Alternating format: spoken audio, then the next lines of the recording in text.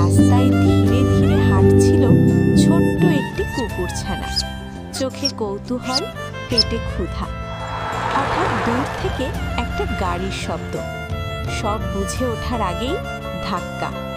কুকুরছানাটি ছিটকে পড়ে যায়, পা দিয়ে রক্ত ঝরতে থাকে। ব্যথায় কেঁপে ওঠে সে, কিন্তু চিৎকার করার শক্তিটুকুও নেই। কিছু মানুষ এগিয়ে আসে, তাকে তুলে নিয়ে যায় হাসপাতালে। ডাক্তার বলে বাঁচাতে হলে অপারেশন দরকার, টাকা লাগবে। কিন্তু কুকুরছানার তো কেউ নেই, না পরিবার না সঞ্চয়। হাসপাতালের বিছানায় শুয়ে সে শুধু চোখ মেলে তাকিয়ে থাকে। কেউ কি তার জন্য লড়বে? অবশেষে এক অচেনা মানুষ এগিয়ে আসে, নিজের জমানো টাকাটা দিয়ে দেয়। কুকুরছানাটি বেঁচে যায়। আজও তার পা একটু দুর্বল, কিন্তু চোখে আছে নতুন